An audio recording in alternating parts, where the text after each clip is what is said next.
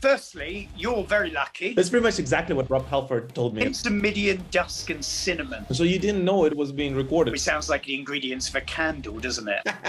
It's a marriage of Ed Sheeran and Cradle of Filth. What possibly could go wrong? Hello, Metal Pilgrims, and welcome to the new interview episode on the channel. And today's guest is the unchanging frontman and leader of the band Cradle of Filth, Dani Filth. Dani, thank you so much for finding time and joining me today. How are you, man?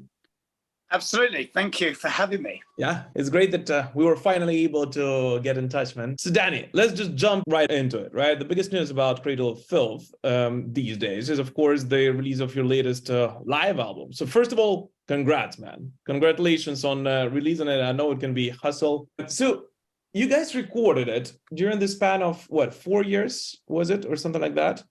From 2014? Well, yeah, we didn't actually, it was very fortuitous. And circumstantial because the pandemic obviously delayed a lot of things by a few years, delayed our move, the release of our last album on Nuclear Blast Records, and then we moved from them to Napalm Records, and kind of found ourselves with a bit of spare time. And then our live engineer brought up the fact that he'd recorded shows. We only sort of kind of I only found out about them because of oblivious to everything, that we had all these shows that we could cherry pick from. So basically gave them to our studio engineer with a shopping list of tracks that we felt suitable for said recording, and got him to get on with it, to pick best performances and, you know, compile said affair. That's awesome. So you didn't know it was being recorded when you were on tour? Like, no, he just said he recorded everything. No, yeah, it was just one of those things. Yeah. So I know that the previous live album was like 20 years ago. So God knows when this would have happened had it not have happened now. So it's very fortuitous that there was a pandemic. That's awesome, man. Yeah, and coming to that question about your fans having to wait for more than 20 years, man. I mean, Cradle of Filth has such an iconic presence on stage. I mean, everyone knows, even those people who do not know any song of Cradle of Filth, I feel like they know the gimmick, they know, you know, just the way you look and the way you present yourself on stage. So why is it so that Cradle of Filth never released, you know, more live albums? Only 3 of them came out. Well, really officially 2. There was a bootleg one that, yeah, there was a bootleg one. Enough said about that. I guess it's because we've been quite prolific. We've always been, you know, working on some kind of album, you know, or being on tour. So I guess the only reason one hasn't surfaced up until now is just really a matter of timing, and having the availability to record one. That being said, we're about to go in the studio in less than 2 weeks to begin recording our new album. So yeah, we took the time while it was available. And when you already knew that, you know, there's a possibility of releasing a new live album, did you consider including any songs from Existence is Futile to this one? Because you did play them, you know, since then, of course. Yeah, that's very true. But we thought that the album was too fresh in people's memories to be considered, you know, like a sort of who's who, you know, like what songs right for the soundtrack to a live album. It was just too current, you know. It just felt that if we need something for the next live album in 20 years' time, this is where we'll start. Oh, come on, man! I hope that you would. You're not gonna take 20 more years to write it, to record it. No, not. And you know, I was able to listen to it first, what, like a month ago or something like that. The label sent it. So I got used to it already. But from what I've seen so far, the response of your fans has been just fantastic and amazing. So does it kind of, you know, make you consider doing those more? Well, the result. Well, firstly, you're very lucky. You know, you've had it for a month. I only got my copy yesterday. No, it's just a digital one. Well, ever, even so. Yeah, the reaction has been great. Hopefully the reaction to our next album will be amazing as well. So yeah, I mean, yeah, it would prompt, but like I say, live albums you don't really do them that often. So I hope there's going to be at least 5-6 years between this and if we do another one in the near future, regardless of how well it's received. But yeah, we're very grateful for the fact, yeah, it's gone down really well. And a lot of that's down to the great press team, because otherwise I wouldn't be sitting here speaking to you, for example, of our new record label, Napalm, who've done a spectacular job in and around, and also our management company. Talking about your new album, you started speaking about that. So I assume you finished writing it already, and you're just going into recording it, or how done is it actually? How far gone? Well, I'm still working on it. I will still be working on it when we get into the studio, only because there were a few late additions to the writing, to the songs. Mm-hmm. I think that's just because we've got very comfortable together. We've obviously had a new lineup for the last year, and I think it's the closer you get to a studio, suddenly, oh my God, it's the Paranoids come out, where like the song where it's like literally written in a day when you've been spending 3 months writing other songs. I think we've generally just clicked properly, and so now we're just kind of putting the icing on the cake to the tracks written. All the songs are written. We're all ready to go in, etc. We've got one big show in Las Vegas the weekend before, but as soon as we land back on English soil, Martin, the drummer, is in beginning, and we're going to be working over the summer in the studio whilst undertaking a handful of summer festivals before the melee and the maelstrom begins again. But yeah, very confident with the new album. It's great. It's got hints of Midian and dusk about it, which sounds like the ingredients of a candle, doesn't it? Hints of Midian, dusk, and cinnamon. But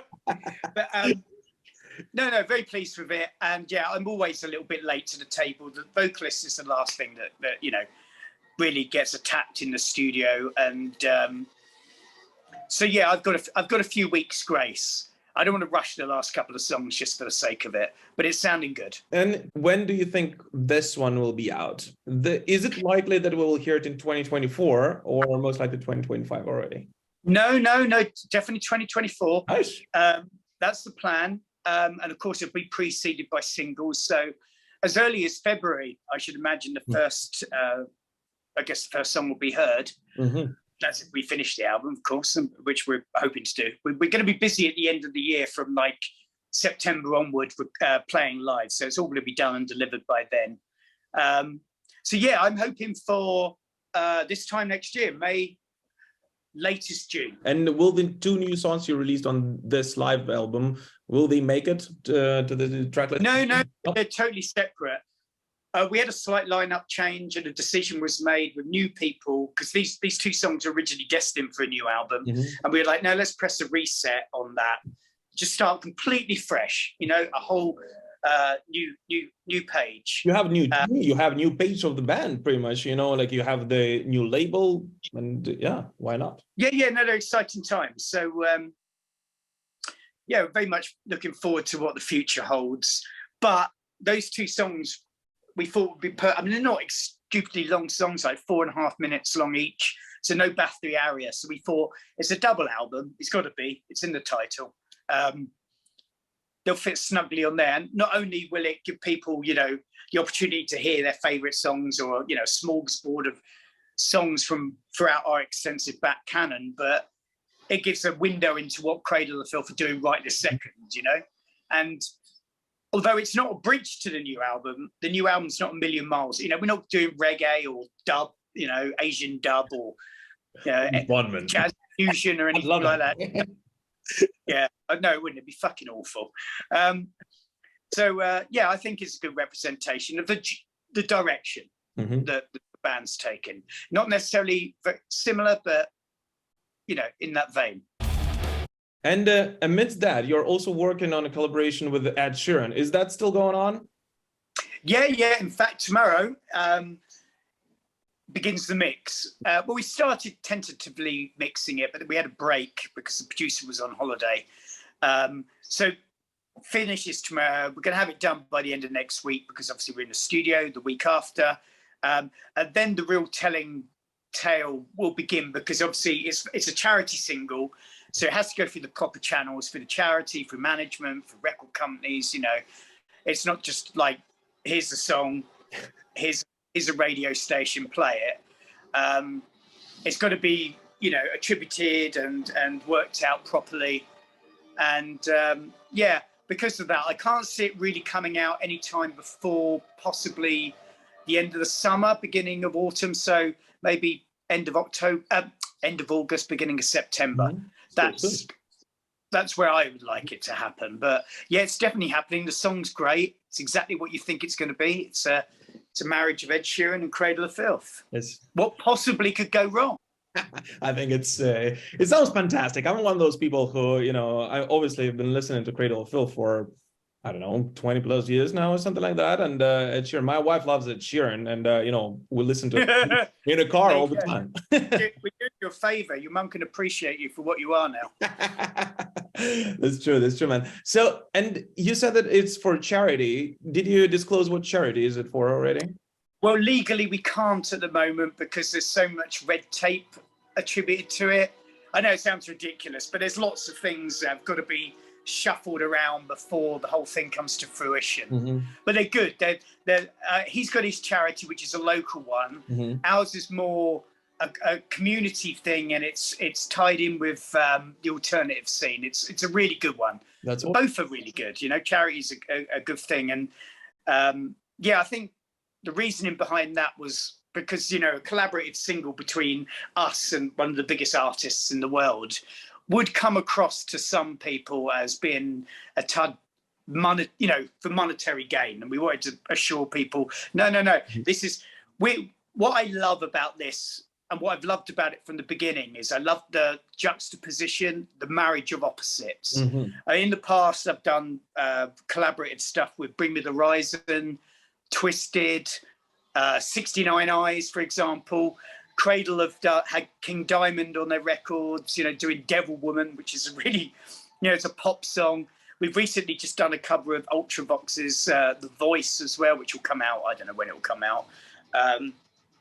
But yeah, I love the marriage of complete and utter opposites. I think it's exhilarating. You know, why would we do a song with, I mean, I love Cannibal Corpse, don't get me wrong. Mm-hmm. I love George, but, you know, it's within our boundaries. It's within our periphery. We want to do something a bit outside the box. And, you know, he's a local, he's a local lad. He lives quite close to me. So we're both born in the county of Suffolk, both live in Suffolk. So we have that connection.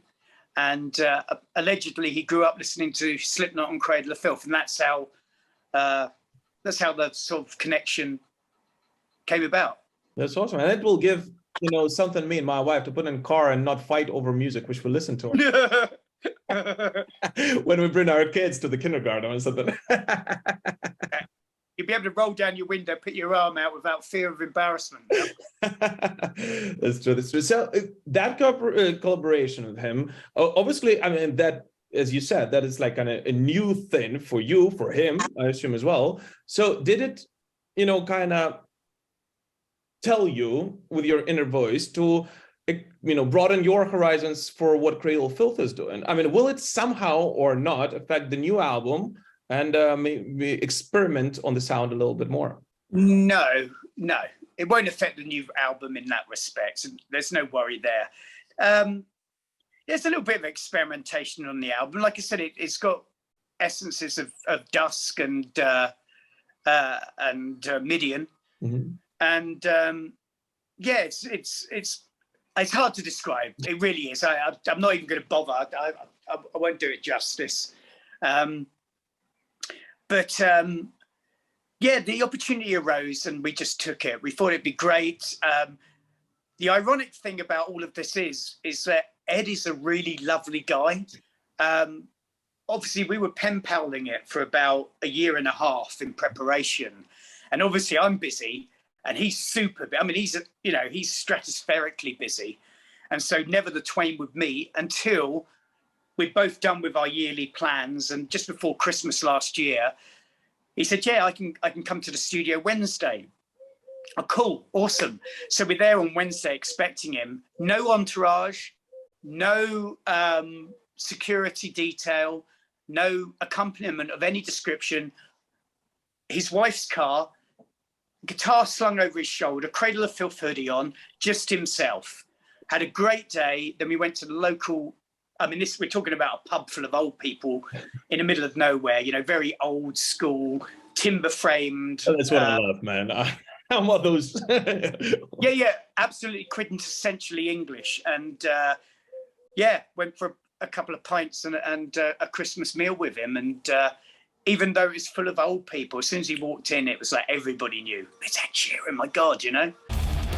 And you spoke about how you and Ed were pretty much, you know, from the same region and so on and so forth. And one of the things we speak on the channel quite a lot is how is it possible that the tiny Great Britain is home to some of the greatest musicians and metal bands, and not only in one specific genre, but all across the spectrum. You have, you know, Black Sabbath and Judas Priest. You have new wave of British heavy metal with Iron Maiden and Saxon. You have Cradle of Filth, and now you have a new generation of, you know, amazing metal musicians coming out of the United Kingdom.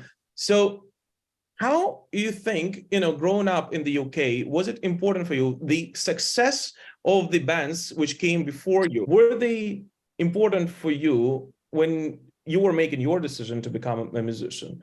And why is it so you think that the UK is still, you know, the greatest land for metal ever? Well, it was invented here. I don't know, when you grow up, everything seems huge. You know, when we were young, not a lot of people, you know, drank orange juice for breakfast, for example, or took holidays abroad. It was just one of those things. The 70s was a culminative period. Now everybody travels around the world, you know, willy-nilly, whenever. Just wasn't the case. And so England felt huge, regardless of how small it actually is. And when getting into metal, obviously the gateway bands were Sabbath and Maiden, Ozzy, Priest.